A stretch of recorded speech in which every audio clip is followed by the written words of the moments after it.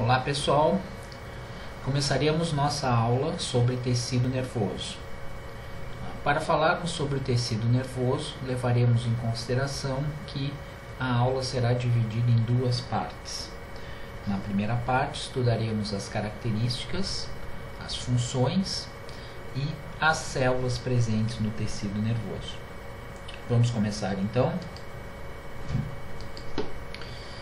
Uma breve introdução sobre o que nós vamos estudar. Basicamente existem dois sistemas integrados que coordenam funções de órgãos especializados, como por exemplo fígado, coração, intestino, rins. Esses dois sistemas são o sistema nervoso e o sistema endócrino. O sistema endócrino será estudado no segundo semestre e o tecido nervoso será estudado por nós agora. O tecido nervoso ele está distribuído por todo o nosso organismo, interligado. O tecido nervoso ele forma uma vasta rede de comunicações por todo o nosso corpo. Esta rede de comunicações é chamada anatomicamente de sistema nervoso. Anatomicamente, o sistema nervoso ele é dividido em duas partes. O sistema nervoso central, formado pelo encéfalo e pela medula espinhal, e o sistema nervoso periférico, formado por nervos e gânglios. Estudaremos a estrutura histológica do encéfalo, da medula espinhal, a estrutura histológica de nervos e gânglios. Estes órgãos e essas estruturas são formadas, na sua maior parte, por tecido nervoso, o tecido funcional destes órgãos e estruturas. Com relação aos nervos, devemos considerar que eles são constituídos basicamente por prolongamentos de células chamadas de neurônios, consideradas as principais células nervosas. Esses prolongamentos são chamados de axônios e estão situados ou fazendo parte de órgãos do sistema nervoso central ou nos gânglios nervosos. Quando esses prolongamentos ou esses axônios deixam os órgãos do sistema nervoso central ou os gânglios, eles passam a ser considerados nervos. O tecido nervoso ele apresenta dois componentes principais na sua constituição: os neurônios e as chamadas células da neuroglia ou células da glia. Os neurônios são as células funcionais, aquelas mais importantes, e as células gliais são consideradas as células de sustentação do tecido nervoso. O tecido nervoso apresenta como característica muito pouca quantidade de matriz extracelular. E estas células da neuroglia são muito importantes, apresentando várias funções relacionadas à funcionalidade dos neurônios. Algumas delas são muito importantes porque transportam determinadas substâncias até os neurônios devido à falta de matriz extracelular. Em nível de sistema nervoso central, vai ocorrer uma segregação entre os chamados corpos celulares dos neurônios com seus prolongamentos.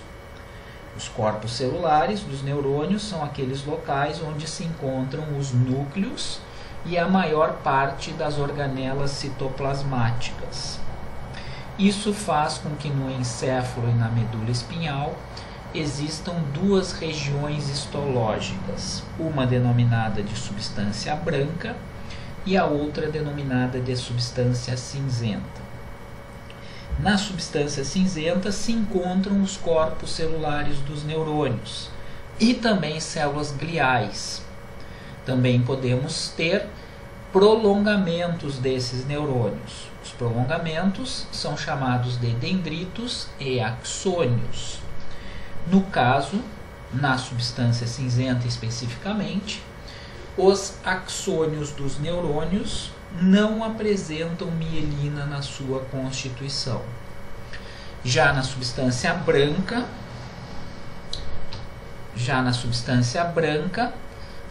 vamos ter apenas prolongamentos de neurônios. No caso, esses prolongamentos são apenas axônios, constituídos por mielina na sua composição e também por células gliais. Esta mielina faz com que esta região tenha uma coloração esbranquiçada. A mielina, ela tem uma constituição lipídica, justamente por isso o nome, substância branca. Então, a grande quantidade de mielina envolvendo o axônio dos neurônios, nesta região, faz com que esta região do encéfalo e da medula espinhal tenha uma coloração mais esbranquiçada. Já na substância cinzenta, como não há presença de mielina, esta região assume uma coloração mais acinzentada. Os neurônios são os principais tipos celulares presentes no tecido nervoso e são as células funcionais do tecido nervoso. Estas células são muito importantes, pois têm a propriedade de responder a alterações do meio que se encontram. Ou seja, elas respondem a determinados estímulos externos ou internos, com a modificação da diferença de potencial elétrico entre a superfície interna e externa da membrana celular. Estas células vão reagir prontamente aos estímulos e esta modificação do potencial pode se restringir apenas ao local do estímulo ou, na maior parte das vezes, se propagar pela membrana por toda a célula. Temos aí então o chamado impulso nervoso gerado, que tem como função transmitir informações a outros neurônios ou a células efetoras, como por exemplo, células musculares. Através da grande quantidade de seus prolongamentos, que são bastante longos e numerosos, se formam circuitos por todo o nosso corpo. Esses circuitos são chamados de circuitos neuronais. Então, uma breve introdução sobre o que nós estudaremos. Estudaremos os tipos celulares presentes no tecido nervoso e, posteriormente, estudaremos a estrutura histológica dos órgãos do sistema nervoso central e dos componentes do sistema nervoso periférico, gânglios e nervos. Anatomicamente, para que vocês entendam a integração entre o sistema nervoso central e o sistema nervoso periférico.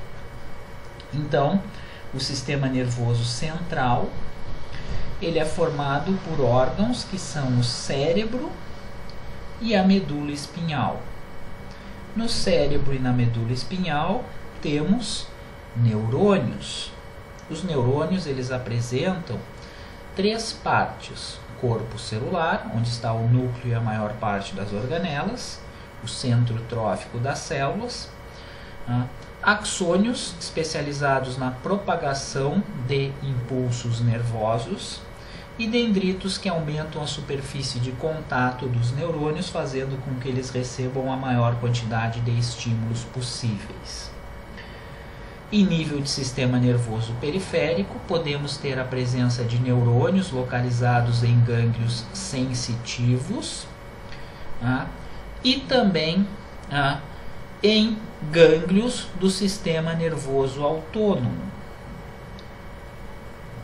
Estes neurônios também apresentam três partes. Como funciona a integração entre o sistema nervoso periférico e o sistema nervoso central? Então, muitas vezes, neurônios localizados em gânglios sensitivos recebem informações vindas do meio externo, captadas muitas vezes por células neuroepiteliais, como por exemplo, células localizadas na mucosa olfatória, as células olfativas. Elas são consideradas como neuroepiteliais, pois elas possuem no seu citoplasma neurotransmissores. Quando o estímulo entra em contato com pequenas projeções citoplasmáticas destas células, elas liberam os seus neurotransmissores no tecido conjuntivo subjacente, aonde temos prolongamentos de neurônios que estão localizados nesses gânglios sensitivos. Esses prolongamentos funcionam como se fossem dendritos. Este impulso se direciona ao corpo celular destes neurônios, que possuem um axônio que se dirige ao sistema nervoso central. Esses axônios fazem sinapses com determinados neurônios localizados no cérebro, aonde esta mensagem enviada é codificada.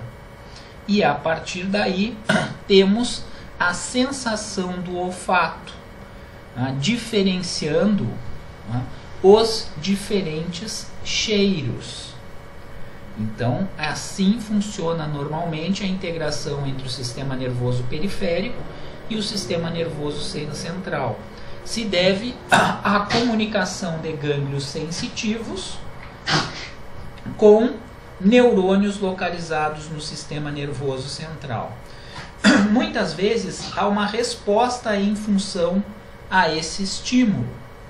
Então, por exemplo, em animais, cães mais especificamente, se este odor sentido pelo cérebro é um odor relacionado ao alimento, como por exemplo o odor da fumaça de um churrasco, ele é captado pelas células olfatórias, transmitido até o sistema nervoso central, que codifica este odor como um odor bom, relacionado à saciedade da fome, e axônios de neurônios localizados no cérebro entram em contato com gânglios, com neurônios localizados nos gânglios do sistema nervoso autônomo, que possuem axônios que vão enervar as glândulas salivares, fazendo com que as glândulas salivares produzam uma maior quantidade de saliva. Sendo assim, o que vai acontecer? O cão ele vai começar a salivar mais e vai começar a babar. Então, normalmente, quando o cãozinho está sentado na frente de uma churrasqueira, ele começa a salivar muito, justamente em função dessa integração entre o sistema nervoso central e o sistema nervoso periférico. Então, estudaremos a estrutura histológica de gânglios sensitivos, estrutura histológica de gânglios do sistema nervoso autônomo, a estrutura histológica de nervos. Os nervos eles são compostos por axônios de neurônios, estão espalhados por todo o nosso corpo, e estudaremos a estrutura histológica do cérebro e da medula espinhal. Funções relacionadas ao tecido nervoso ou sistema nervoso. Então, o sistema nervoso, composto por aqueles componentes citados anteriormente, tem a função de detectar, transmitir, analisar e utilizar todas essas informações geradas por estímulos sensoriais, como por exemplo calor, energia mecânica, modificações químicas. E a partir daí organizar e coordenar, direta ou indiretamente, o funcionamento de quase todas as funções do organismo, funções motoras, viscerais, funções endócrinas e também funções psíquicas. A partir disso, vai estabilizar as condições intrínsecas do organismo, como controle da pressão sanguínea, controle do teor de glicose, tá? Controle de hormônios, tensão de oxigênio e gás carbônico, e participando também de padrões comportamentais, como padrões de alimentação, reprodução e defesa. Enfim, o tecido nervoso vai ser o responsável por coordenar praticamente todas as atividades dos diversos órgãos que temos no nosso corpo. Tem uma origem ectodérmica, tá? E, de uma maneira resumida, possui a principal função de receber informações do meio externo e também informações internas, processar essas informações através dos neurônios e enviar respostas a estas informações que chegam a órgãos e glândulas, através daquela integração vista entre o sistema nervoso periférico e o sistema nervoso central. Vamos começar a estudar então as células presentes no tecido nervoso. Obviamente começaremos com aquela célula mais importante, o neurônio. Mais importante por quê? Porque é a célula funcional do tecido nervoso. Os neurônios, eles são formados por três partes. A parte principal seria o corpo celular, aonde se localiza o núcleo e a maior parte das organelas citoplasmáticas, considerado o centro trófico da célula, porém também pode receber estímulos, que chegam através de axônios de outros neurônios. Também são formados por dendritos. Esses dendritos são prolongamentos que se ramificam e são especializados em receber estímulos externos ou internos. E também temos o axônio. O axônio é um prolongamento único, especializado na condução de impulsos nervosos.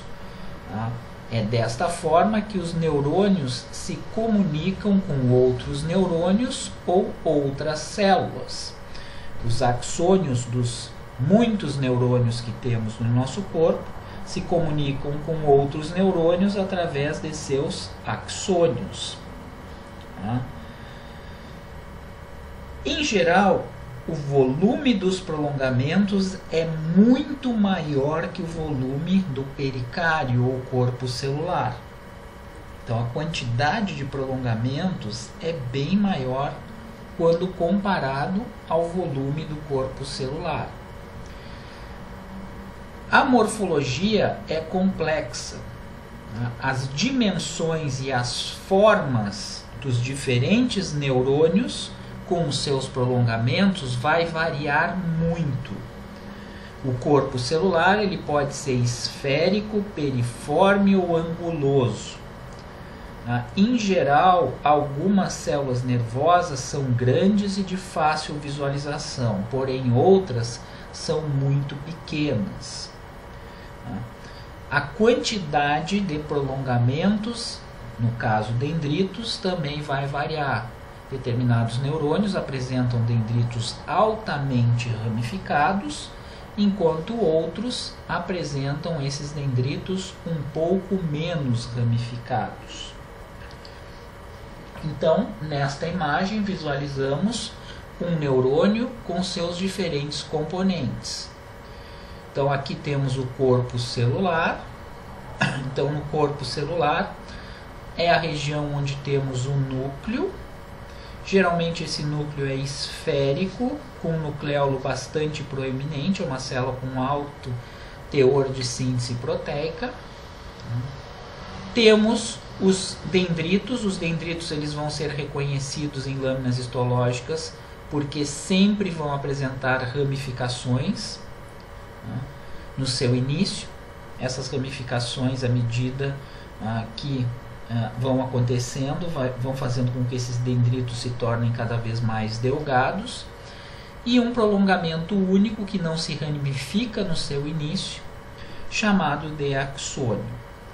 Em lâminas histológicas coradas por HE, vamos ver apenas as características do corpo celular com os prolongamentos iniciais.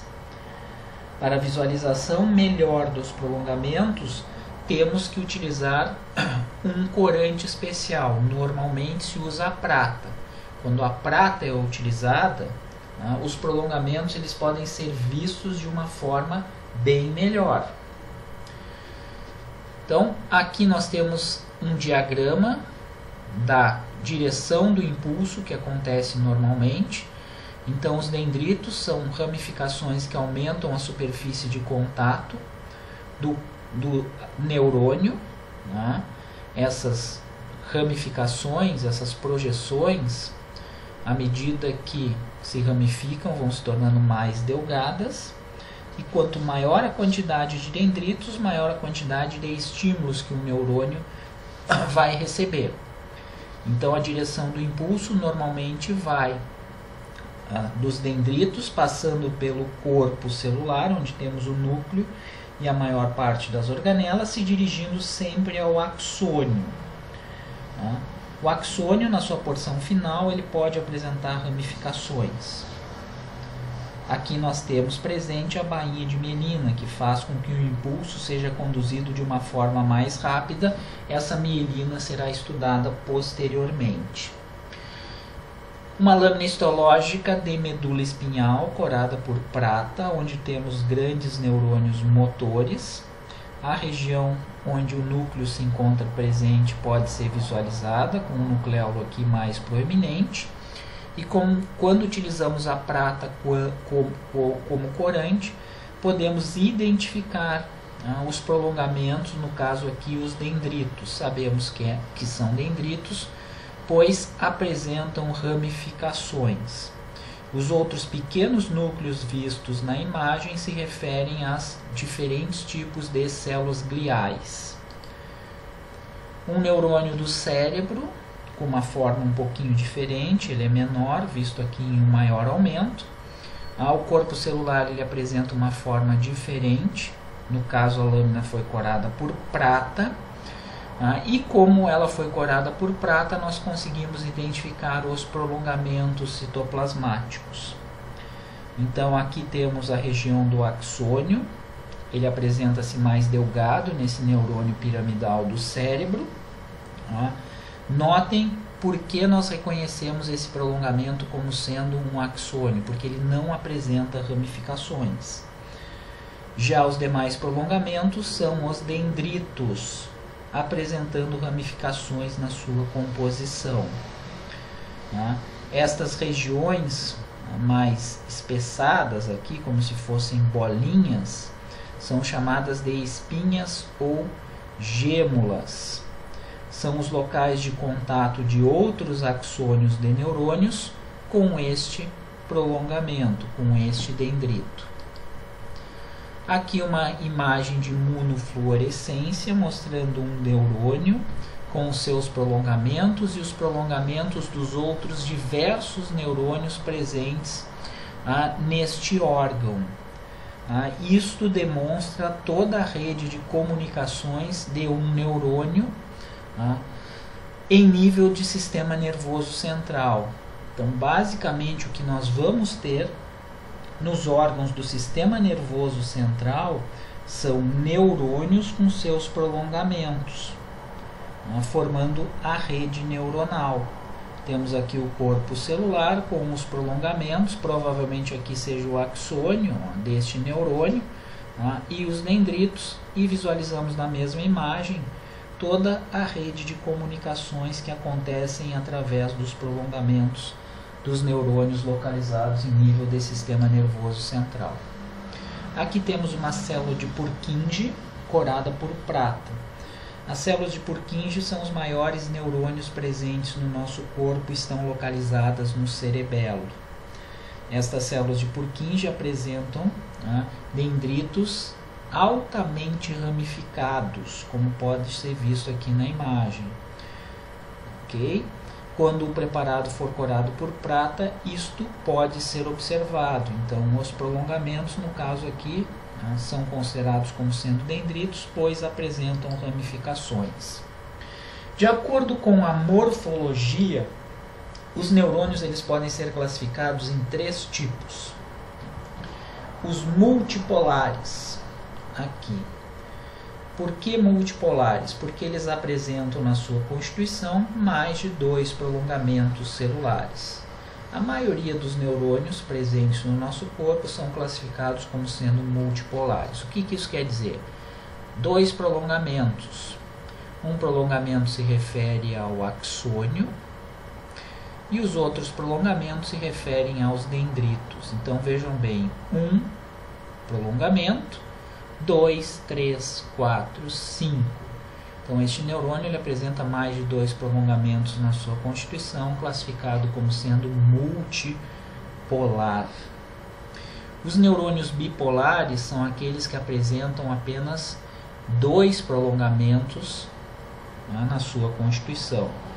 Um desses prolongamentos forma um dendrito que pode se ramificar posteriormente, e o outro prolongamento forma o axônio.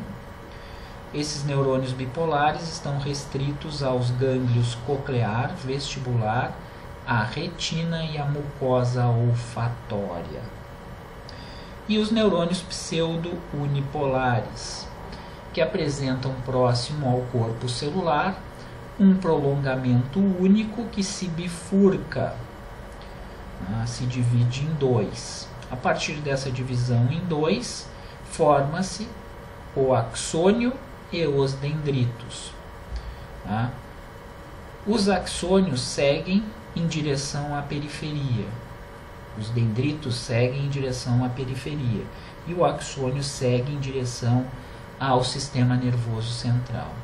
Esses neurônios pseudo-unipolares se localizam em gânglios sensitivos. Estes prolongamentos que dão origem aos dendritos, eles normalmente captam informações do meio externo, transmitindo essa informação até o sistema nervoso central.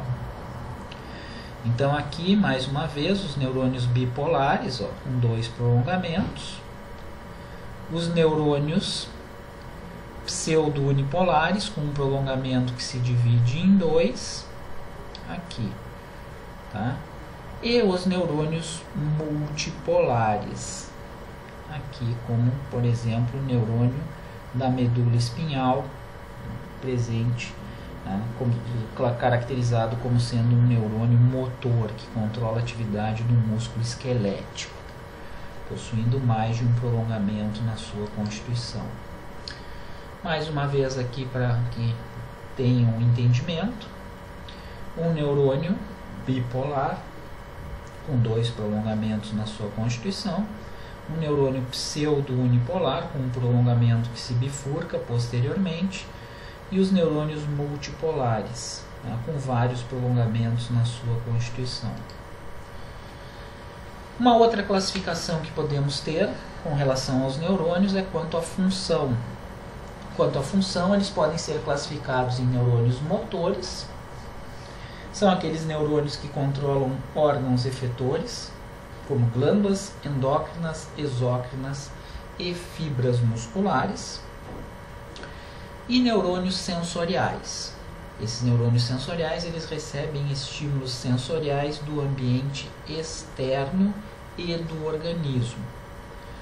Maior parte dos neurônios que temos no nosso corpo são interneurônios, formando circuitos bastante complexos em nível de sistema nervoso central. Eles estabelecem a comunicação entre os neurônios. Em nível de sistema nervoso central, os corpos celulares dos neurônios estão localizados em nível de substância cinzenta, e na substância branca temos apenas os axônios desses neurônios, e também axônios de neurônios sensitivos. Em nível de sistema nervoso periférico, os corpos celulares dos neurônios são encontrados em gânglios e em alguns órgãos sensoriais, como por exemplo na retina. Os neurônios motores são células nervosas, no caso neurônios, que vão transportar impulsos elétricos para estimular fibras musculares. Né? O corpo celular, né, ele vai enviar estímulos para as fibras musculares para que haja contração. Então, acontece uma comunicação entre neurônios localizados na medula espinhal com fibras musculares. No caso aqui, temos a imagem corada por HE de um grande neurônio motor da medula espinhal. Normalmente, os núcleos vão ser esféricos, pouco corados pela hematoxilina, com um nucleolo bastante proeminente. O citoplasma, ou seja, a maior parte do corpo celular, vai corar extremamente pela eosina, pela grande quantidade de proteínas presentes aqui. E quando nós utilizamos a eosina como corante, os prolongamentos eles vão corar. Esses prolongamentos eles possuem uma grande quantidade de neurofilamentos, no caso dos dendritos, e microtúbulos, no caso dos axônios. Quando o preparado for corado por HE, apenas a porção inicial dos prolongamentos pode ser visualizada. Dificilmente nós conseguimos caracterizar o que é dendrito, o que é axônio. Vamos falar especificamente de cada uma das regiões do neurônio, tá? Para saber qual a sua composição. Corpo celular ou pericário, como queiram, é a parte do neurônio que vai apresentar o núcleo e a maior parte das organelas citoplasmáticas, chamado de centro trófico da célula, pois é onde acontece o processo de síntese, mas também tem função receptora. Estímulos podem chegar através de axônios de outros neurônios no corpo celular, e também integradora de estímulos, né? Pode receber estímulos excitatórios ou inibitórios, gerados por outras células nervosas, no caso, neurônios. Vamos visualizar o núcleo de forma esférica, geralmente pouco corado pela hematoxilina, com um nucleolo grande e central, bastante desenvolvido. Os cromossomos eles estão distendidos devido à alta capacidade sintética dessa célula. O processo de síntese proteica é muito grande, pois os prolongamentos eles são compostos por microtúbulos e neurofilamentos, que têm que ser a todo momento sintetizados. Justamente por isso, uma riqueza muito grande em retículo endoplasmático rugoso nós vamos ter. É óbvio que a quantidade vai variar de acordo com o tipo e o estado funcional do neurônio. Este retículo endoplasmático rugoso forma grandes agregados de cisternas paralelas no citoplasma. Por entre esses agregados, nós temos ribossomos. O conjunto de cisternas do retículo endoplasmático rugoso mais os ribossomos, vistos ao microscópio óptico, aparecem como manchas basófilas, bem arroxeadas, espalhadas por todo o citoplasma. Estas manchas são chamadas de corpúsculos de Nissl e são características para a identificação de neurônios. O Golgi, localizado no pericário, bastante desenvolvido, numa posição próxima ao núcleo. Mitocôndrias aparecem em quantidade moderada no interior destas células. Quando essa célula está ativa, aumenta a quantidade de mitocôndrias. Os neurofilamentos citados, na verdade, são formados por filamentos intermediários do citoesqueleto, em grande quantidade no pericário e principalmente nos dendritos. Também em determinadas regiões do pericário, o corpo celular, nós vamos ter microtúbulos Mas esses microtúbulos eles vão ser vistos em grande quantidade no axônio. Esses microtúbulos estão relacionados ao transporte de substâncias. Em determinadas regiões do corpo celular podemos ter grânulos de melanina e também uma grande quantidade de lipofucsina, com uma coloração parda. A lipofucsina diz respeito a lipídios encontrados no interior dos neurônios e são formados por resíduos de materiais parcialmente digeridos por lisossomos. A lipofucsina no interior de células reflete a idade das células. Quanto maior a quantidade desse pigmento encontrado no interior da célula, mais velha é a célula. Neurônios não regeneram, são células que vivem por um longo período de tempo, e começam em um determinado momento a armazenar lipofucsina no seu citoplasma. Em uma imagem de micrografia eletrônica, temos aqui as cisternas do retículo endoplasmático rugoso. Por entre essas cisternas, essa região mais elétron-densa aqui reflete a grande quantidade de ribossomos presentes. Isto aqui formam os corpúsculos de Nissl. Além disso, vamos ter presentes também mitocôndrias. Para a caracterização de um neurônio, normalmente condecorado por HE, o que devemos levar em consideração? O núcleo é esférico, pouco corado pela hematoxilina, com um nucleolo muito desenvolvido, proeminente e facilmente caracterizado aqui. O corpo celular é visto com uma grande quantidade de granulações basófilas, aqui mais escuras. Essas granulações basófilas são chamadas de corpúsculos de Nissl. No caso, os prolongamentos não são vistos.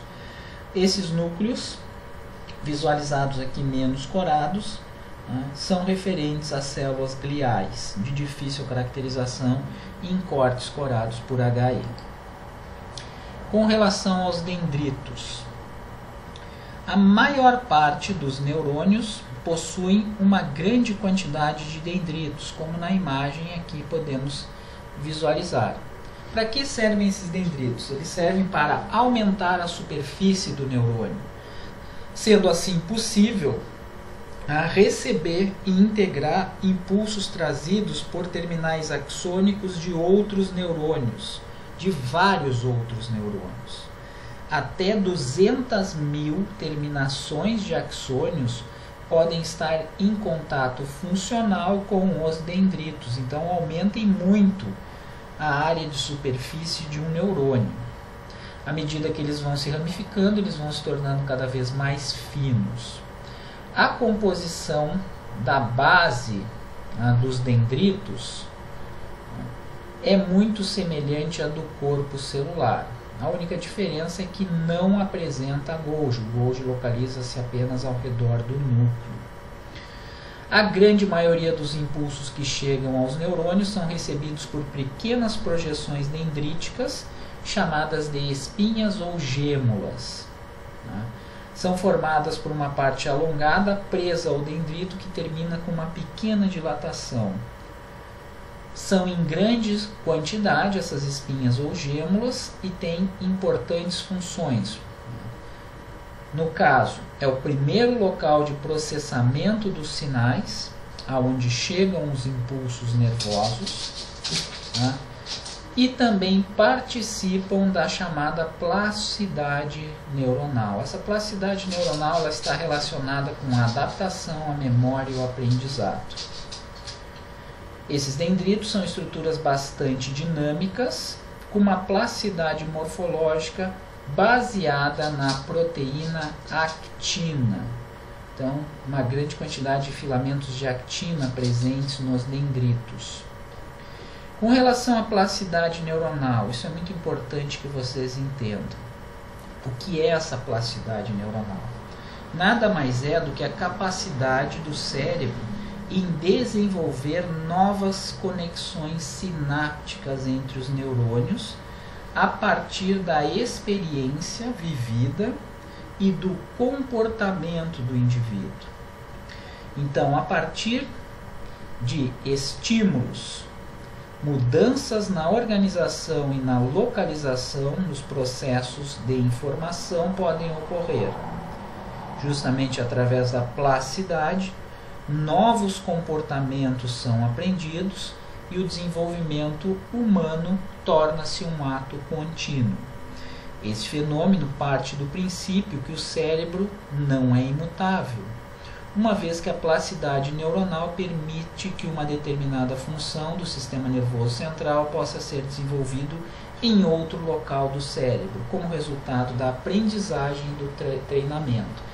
Então, basicamente, através principalmente dos dendritos, é que se formam as redes neuronais. Quanto maior a quantidade de estímulos que chegam aos neurônios, maiores as redes neuronais formadas. Então é dessa forma que nós aprendemos, é dessa forma que nós nos desenvolvemos. Então a informação dessa aula vai chegar em um determinado ponto do cérebro de vocês, e novas sinapses se formam. E assim acontece o aprendizado. Então os dendritos eles são muito importantes nesta função. Isso é chamado de plasticidade neuronal. Basicamente os neurônios eles não regeneram, mas eles podem formar novas conexões, fazendo com que haja um novo aprendizado. Quando nós temos determinadas lesões em nível de sistema nervoso central, isso acontece numa isquemia, uma lesão isquêmica, um AVC, acidente vascular cerebral. Quando um determinado ramo de uma artéria, uma pequena artéria, é obstruída, e essa artéria especificamente irriga uma determinada região do cérebro. Os nutrientes ali não chegam, forma-se uma área isquêmica com morte de neurônios. As sequelas podem ser variadas. Perda de movimento, perda da fala, perda da audição, dependendo da região do cérebro afetada. Então, o que aconteceu? Neurônios foram afetados relacionados a essas funções. Normalmente, o que pode ocorrer? Uma recuperação desse indivíduo, recuperação de movimento, recuperação da fala, justamente devido ao treinamento. Por quê? Porque formam-se, a partir desse treinamento, novas conexões, novas redes neuronais, e a partir daí outros neurônios aprendem a desenvolver aquela função. Então isso é muito importante nesse processo de aprendizado e também no processo de recuperação de doenças em nível de sistema nervoso central. Então esta imagem aqui ela mostra o corpo celular do neurônio com os dendritos e aquelas regiões chamadas de espinhas ou gêmulas, são os locais onde acontecem as chamadas sinapses, onde axônios de neurônios estão em contato especificamente com os dendritos. Em um maior aumento, essa região é vista desta maneira. No terminal axônico dos neurônios, nós temos os neurotransmissores, temos a fenda sináptica, e aqui nós temos receptores específicos para esses neurotransmissores na membrana do dendrito, especificamente nessa espinha ou gêmula, acontecendo assim a passagem da informação de um neurônio para outro. Esses dendritos eles vão conseguir ser visualizados de uma forma melhor em preparados corados por prata, inclusive aquelas regiões chamadas de espinhas ou gêmulas podem ser visualizadas. E finalmente os axônios. Cada neurônio vai possuir sempre apenas um único axônio.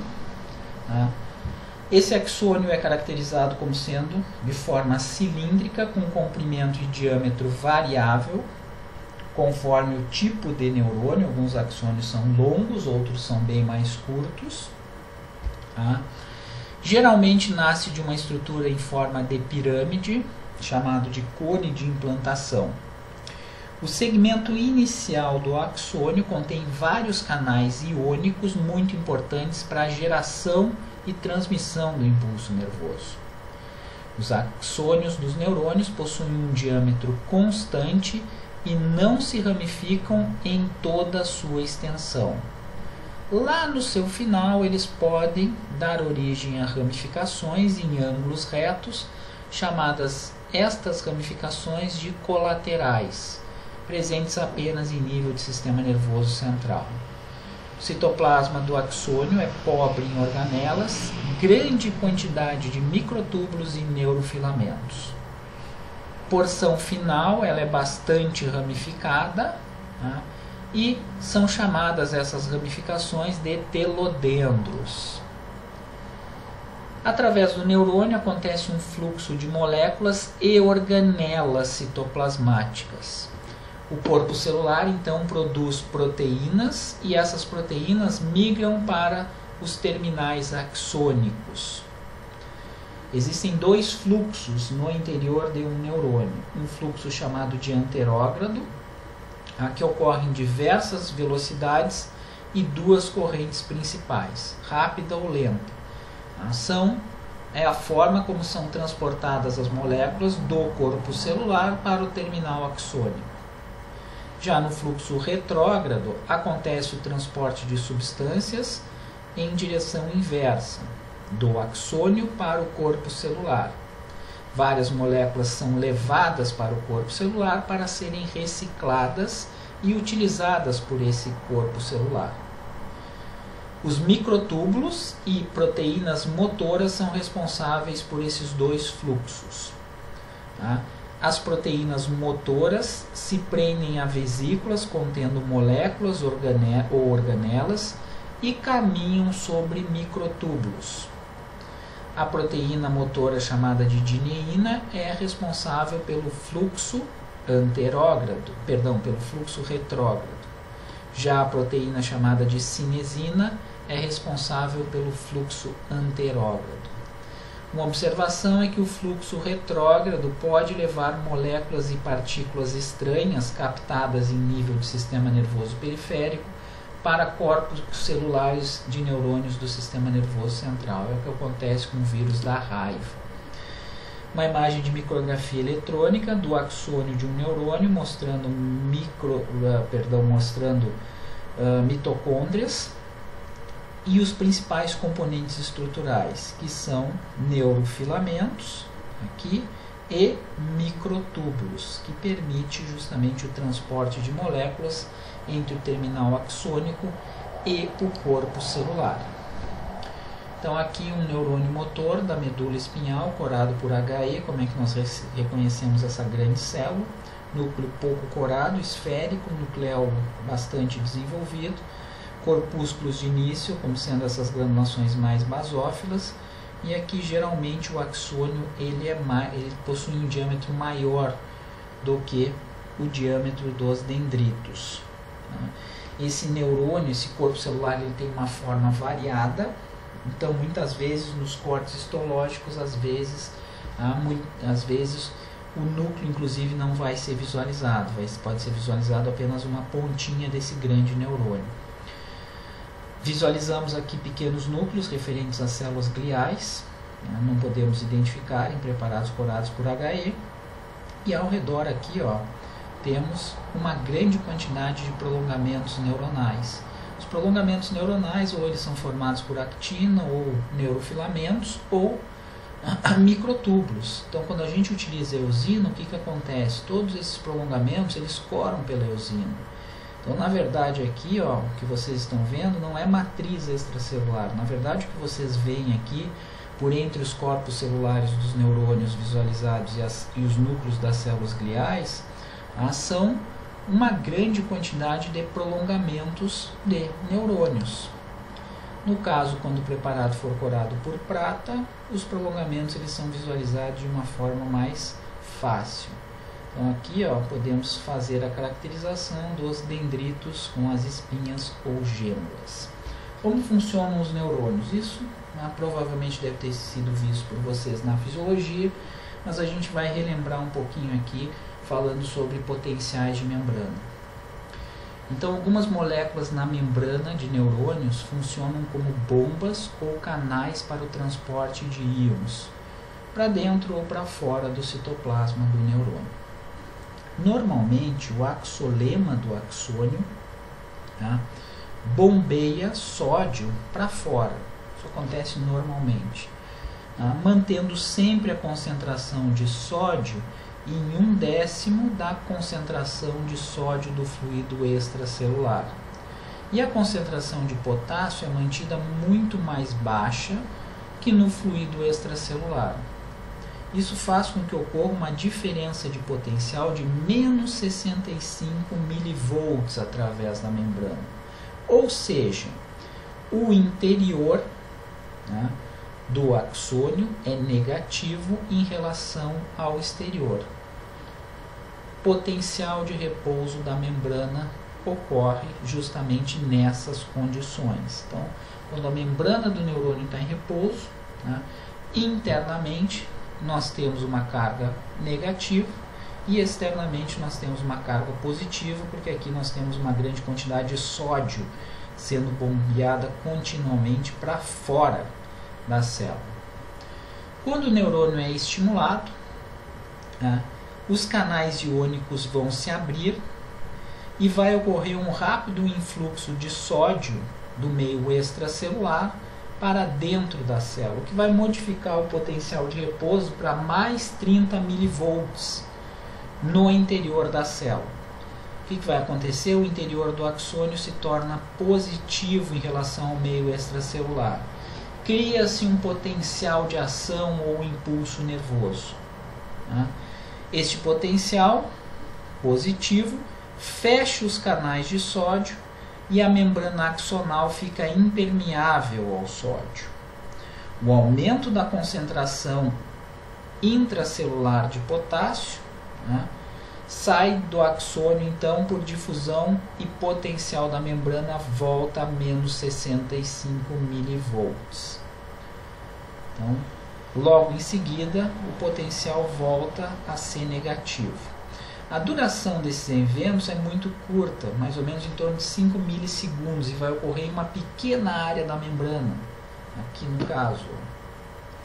Porém, esse potencial se propaga ao longo de todo o axônio, chegando na terminação do axônio. E este potencial de ação vai promover a liberação dos neurotransmissores que estão armazenados no terminal axônico. Esses neurotransmissores eles vão estimular ou inibir outros neurônios ou células não neurais, como células musculares e glandulares. Uma característica interessante: os anestésicos de ação local sobre os axônios são moléculas que se ligam a esses canais de sódio, impedindo o transporte desses íons para o interior do axônio. Ou seja, vai inibir o potencial de ação responsável pelo impulso nervoso. Tá? O bloqueio dos impulsos são interpretados como dor pelo cérebro. Então, na verdade, os anestésicos eles fazem este bloqueio dos canais de sódio, e essa informação de dor que chega até o sistema nervoso central, ela não vai chegar. Inibe-se esse potencial de ação. Então aqui, né, potencial de repouso, grande quantidade de sódio no meio externo, né, maior quantidade de potássio no meio interno. Então, no meio interno nós temos uma carga elétrica negativa, no meio externo nós temos uma carga elétrica positiva. O neurônio assim está em repouso. Quando acontece o estímulo, o que vai acontecer? Né? O estímulo vai fazer com que o sódio penetre neste ponto aqui para o interior da célula, ocorrendo a troca das cargas elétricas. Se dá aqui o potencial de ação. O potássio ele sai e a polaridade logo em seguida vai ser reestabelecida, acontecendo a repolarização. Né? Ocorre aqui a volta ao normal, porém esse estímulo ele vai se propagando ao longo da membrana do axônio. Então aqui o neurônio ele está em repouso, carga elétrica positiva fora e negativa dentro. O estímulo foi dado a esse neurônio, abrem-se os canais de sódio e acontece o potencial de ação, que vai se propagando ao longo da membrana do neurônio, ao mesmo tempo que ele vai se propagando, logo atrás vai se fechando novamente os canais. Sempre num único sentido acontece esse potencial de ação. Quando chega no terminal axônico, este potencial de ação ele vai fazer com que se abram canais de cálcio no terminal axônico, e esse cálcio ele vai fazer com que haja a liberação dos neurotransmissores na fenda sináptica. E é justamente disso que nós vamos falar da sinapse. A sinapse ela é responsável pela transmissão unidirecional desses impulsos nervosos gerados nos neurônios. São os locais de contato entre neurônios ou neurônios com células efetores, no caso células musculares ou ganglionares.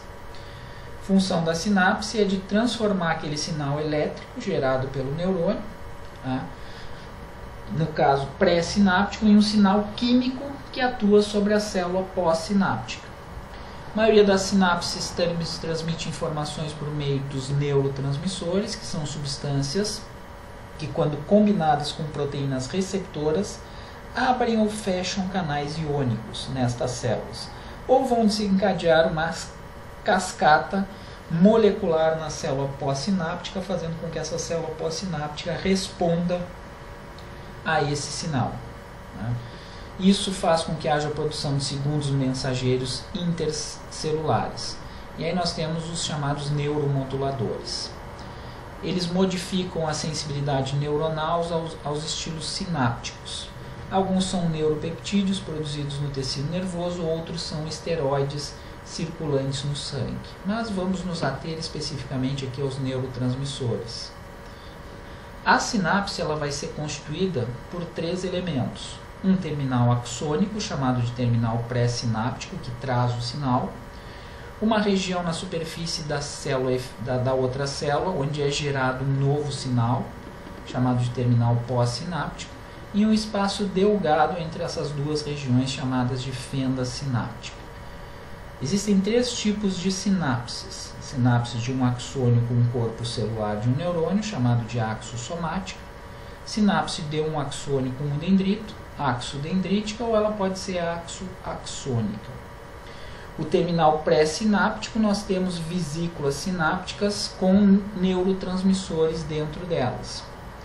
Geralmente são sintetizados no corpo celular do neurônio e armazenadas em vesículas no terminal pré-sináptico, transportadas através do fluxo anterógrado. Esses neurotransmissores são liberados na fenda sináptica por exocitose durante a transmissão do impulso. Os primeiros neurotransmissores descobertos foram a acetilcolina e a noradrenalina. Esses 2 neurotransmissores participam da regulação de certas sensações e impulsos emocionais do sistema nervoso central, como dor, fome e sede. Algumas sinapses elétricas podem acontecer. As células nervosas podem se unir por junções comunicantes, o que possibilita a passagem de íons de uma célula para outra. Vai ocorrer uma conexão elétrica e uma transmissão do impulso. Isso pode acontecer no músculo liso e no músculo cardíaco. Então aqui os tipos diferentes de sinapses: uma axossomática, uma axodendrítica, que temos os terminais axônicos, e uma axônica aqui, Então axônio com axônio. E aqui as 3 regiões da sinapse. O terminal pré-sináptico, onde temos os neurotransmissores armazenados em vesículas. A fenda sináptica, onde os neurotransmissores são liberados. E o terminal pós-sináptico, onde temos os receptores para esses neurotransmissores. Então, mais uma vez aqui, os detalhes das sinapses. Temos o terminal axônico, que possui uma dilatação terminal, onde os neurotransmissores estão armazenados. Quando liberados, entram em contato com receptores na célula pós-sináptica, fazendo com que se abram canais de sódio, e a partir daí acontece, é gerado um potencial de ação na célula pós-sináptica. Sequência de etapas durante a transmissão da sinapse química. Vai ocorrer então uma despolarização que se propaga ao longo da membrana do axônio, abrindo canais de cálcio na região pré-sináptica ou no terminal axônico. Acontecendo o influxo de cálcio, vai ocorrer então a exocitose das vesículas sinápticas. Então o cálcio é essencial para que haja a liberação destas vesículas. O potencial de ação se propaga até o terminal sináptico, fazendo com que se abram canais de cálcio neste terminal. O cálcio é que vai fazer com que haja o estímulo para a liberação dos neurotransmissores, que vão reagir com receptores na membrana pós-sináptica. Temos aí então uma sinapse excitatória. Aqui, ó, neurônio excitatório. A interação do neurotransmissor com receptores, porém, pode provocar uma hiperpolarização da membrana sem a transmissão do impulso. Temos então aqui, ó, uma sinapse inibitória para o controle do estímulo. Os neurotransmissores usados são removidos dos seus receptores por degradação enzimática, difusão ou endocitose por receptores específicos na membrana pós-sináptica. Então aqui temos terminais axônicos, dilatações terminais, em contato com fibras musculares estriadas esqueléticas. Quando os neurotransmissores são liberados, eles fazem com que se abram canais de sódio na membrana da fibra muscular, o que vai fazer com que se inicie o processo da contração muscular. Células da glia, células de sustentação do tecido nervoso. Geralmente essas células elas não se coram bem em preparados corados por HE, visualizamos apenas os seus núcleos. Para sua identificação precisamos de técnicas especiais de coloração, como por exemplo ouro ou prata. Na maior parte das vezes utilizamos a prata. Calcula-se que haja no sistema nervoso central uma proporção de 10 células gliais para cada neurônio. Devido ao menor tamanho, ocupam metade do volume total do tecido nervoso. Então, elas são encontradas em grande quantidade. O tecido nervoso, em nível de sistema nervoso central, em nível de gânglios também, ele possui uma mínima quantidade de matriz extracelular. Por isso, as células gliais elas são muito importantes, pois fornecem um microambiente adequado para que os neurônios desempenhem as suas funções. Então temos aqui astrócitos, temos as células da micróglia e os oligodendrócitos como representantes das células gliais. Oligodendrócitos vistos aqui. Os oligodendrócitos são células pequenas de difícil caracterização, geralmente os núcleos aparecem arredondados e pouco corados pela hematoxilina. O seu citoplasma é de difícil visualização em preparados corados por HE, e esse citoplasma apresenta pequenos prolongamentos citoplasmáticos que podem se ramificar. Esses prolongamentos citoplasmáticos eles entram em contato com axônios de neurônios. E justamente a partir dessas regiões são formadas as bainhas de mielina. Essas bainhas elas servem como isolantes elétricos para que haja uma melhor propagação do potencial de ação.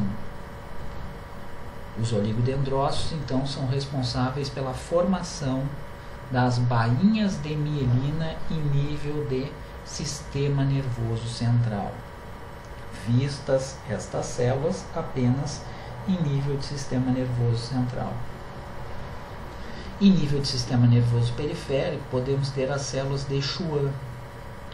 Essas células de Schwann elas possuem as mesmas características morfológicas dos oligodendrócitos, porém são encontradas em nível de nervos e gânglios. As células de Schwann, então, elas produzem a bainha de mielina nos axônios de neurônios localizados no sistema nervoso periférico. Cada célula forma mielina em torno de um segmento de um único axônio.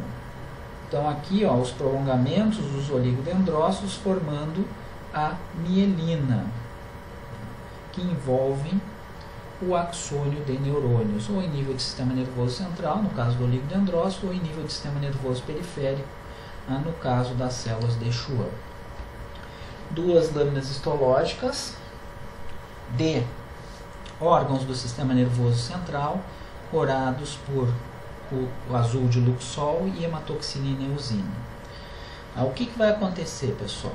Então, nessas duas lâminas temos especificamente a substância branca de um órgão do sistema nervoso central, onde nós temos a presença da mielina. Em nível de substância cinzenta não temos mielina. Muito bem, o que vai acontecer então? Notem bem. Então, aqui, ó, pelo azul de Luxol, esse espaço que vocês veem e esse espaço aqui também se referem à região aonde nós temos a presença da mielina. A mielina ela tem uma constituição lipídica, ela é formada por várias dobras da membrana plasmática ou do oligodendrócito ou da célula de Schwann. Então é como se a membrana plasmática desta célula se enrolasse ao redor do axônio do neurônio. O axônio do neurônio é formado por microtúbulos. Então no caso aqui, ó, o que vocês veem aqui no interior do espaço onde vocês teriam a mielina é justamente o axônio do neurônio cortado transversalmente. O azul de Luxol, ele cora em azul locais onde temos grandes quantidades de proteínas. Temos grande quantidade de microtúbulos no axônio do neurônio. Então aqui temos o axônio do neurônio. Setas pretas indicam os axônios. No caso aqui embaixo, as setas pretas indicam os axônios corados pela eosina, com a mielina ao redor. Mielina, constituição lipídica, desaparece, como no interior do adipócito. E as setas verdes indicam os núcleos, no caso dos oligodendrócitos, núcleos pouco corados pela hematoxilina, em contato aqui, ó, com a mielina. Certo? Então, os vários prolongamentos dessa célula podem formar várias bainhas de mielina para diversos axônios que podem estar ao redor. Então, como eu falei para vocês, de difícil caracterização essa célula em preparados corados por HE. Quando nós utilizamos a prata, também é de difícil caracterização, mas muitas vezes pelos pequenos prolongamentos citoplasmáticos, nós podemos fazer a caracterização. Os astrócitos. Os astrócitos, como vistos aqui na imagem, eles possuem a forma estrelada, com múltiplos prolongamentos citoplasmáticos irradiados do citoplasma. São os mais numerosos e apresentam uma diversidade funcional muito grande.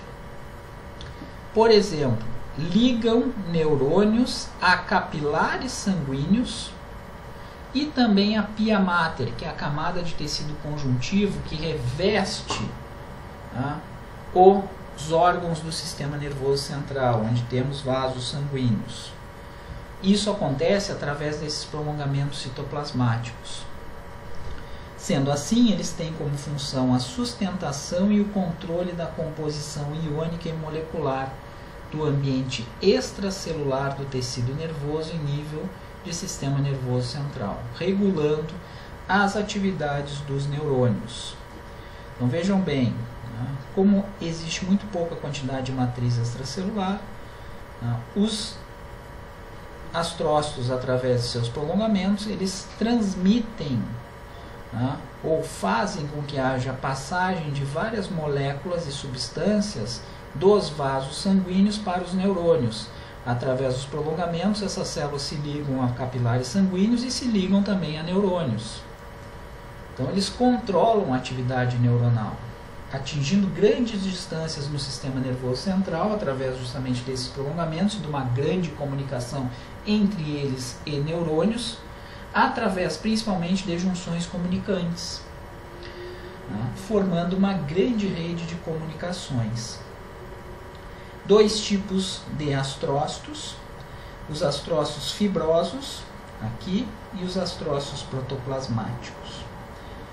Morfologicamente, Os astrócitos fibrosos apresentam os prolongamentos menos numerosos, mais longos e menos ramificados. São mais delicados os prolongamentos. Os astrócitos fibrosos são encontrados em nível de substância branca dos órgãos do sistema nervoso central. Já os astrócitos protoplasmáticos possuem os prolongamentos mais curtos, grossos e altamente ramificados, encontrados apenas em nível de substância cinzenta nos órgãos do sistema nervoso central. Como os neurônios não regeneram, em locais onde houveram lesões, os espaços deixados por neurônios são ocupados por proliferação e hipertrofia de astrócitos. Esse processo é chamado de gliose. Então, em lesões em nível do sistema nervoso central, onde acontece morte neuronal, neurônios não regeneram e o espaço ali deixado pelos neurônios, com seus prolongamentos, é ocupado muitas vezes por astrócitos. Como nós não temos matriz extracelular, provavelmente a matriz extracelular não prolifera e os astrócitos eles tomam conta daquela região. Astrócitos fibrosos, mais delicados, com prolongamentos longos e menos ramificados.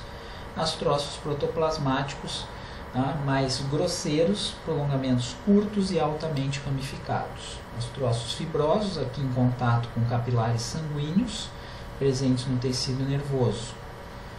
O local de comunicação de um astrócito com vaso sanguíneo é chamado de pé vascular.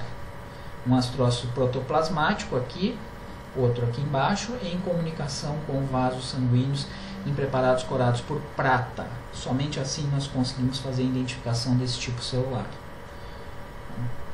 Já aqui temos um astrócito fibroso apresentando prolongamentos mais longos e menos ramificados. Células da micróglia.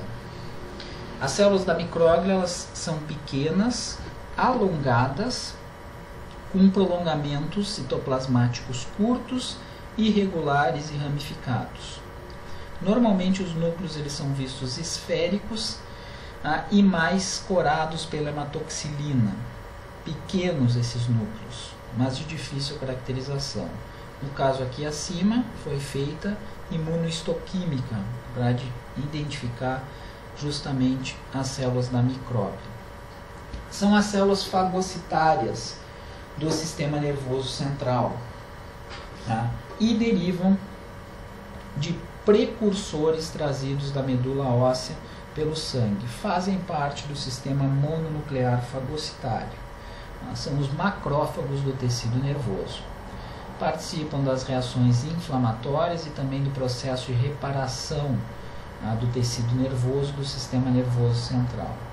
Quando ativados, retraem os seus prolongamentos e tomam a forma de macrófagos, secretando citocinas reguladoras do processo imunitário e também muitas vezes fazem a remoção de restos celulares nos processos inflamatórios em nível de sistema nervoso central. Então aqui também foi utilizado a imunohistoquímica para a caracterização das células da micróglia, que são as células fagocitárias do tecido nervoso do sistema nervoso central. Células ependimárias. As células ependimárias, na verdade, são células epiteliais cilíndricas ciliadas que revestem internamente os ventrículos cerebrais e o canal medular espinhal. Os seus cílios facilitam a movimentação de um líquido que se encontra presente nessas regiões, chamado de líquido céfalo-raquidiano. Então, na imagem aqui temos uma lâmina histológica de medula espinhal, aqui no maior aumento, aqui no menor aumento. Ao centro teríamos o canal medular, e este canal medular é revestido por células ependimárias. São células epiteliais cilíndricas, dispostas em apenas uma única camada, que apresenta cílios na sua constituição. E esses cílios auxiliam no fluxo do líquido céfalo-raquidiano. Esse líquido é um líquido de composição muito semelhante ao plasma sanguíneo, que tem como função servir de um amortecedor de choque, tá, para os órgãos do sistema nervoso central. Então aqui também uma imagem de lâmina histológica da medula espinhal. Aqui temos tecido nervoso, especificamente substância branca, tá, da medula espinhal. As células vistas aqui são células gliais, em preparados corados por HE fica de difícil caracterização, a identificação dessas células. E aqui temos as células epiteliais cilíndricas ciliadas, chamadas de células ependimais. E finalmente, células satélites. As células satélites estão localizadas especificamente no nível de sistema nervoso periférico. Estas células elas formam uma camada epitelioide em torno de corpos celulares de neurônios ganglionares. Qual a função dessas células? Elas estabelecem e mantêm um meio ambiente adequado em torno do neurônio, tá, fazendo com que esse neurônio funcione de maneira adequada. Estas células satélites, né, apresentam normalmente os núcleos de forma alongada, com citoplasma delgado e alongado. Essas células elas estão unidas por junções celulares, né, e elas separam o corpo celular da matriz extracelular do gânglio. Diferentemente do que acontece em nível de tecido nervoso do sistema nervoso central, nós temos uma maior quantidade de matriz extracelular que podem conter elementos prejudiciais à atividade neuronal. Então estas células satélites, elas protegem justamente o corpo celular dos neurônios de componentes nocivos que podem estar presentes nesta matriz extracelular, fazendo com que haja um ambiente adequado para o funcionamento neuronal. Derivam de células da crista neural, né, e a camada de células satélites que recobre o corpo celular é contínua com células de Schwann que formam a bainha de Merino no axônio desses neurônios. Geralmente, elas não têm a capacidade de formar mielina. Por enquanto, era isso, pessoal.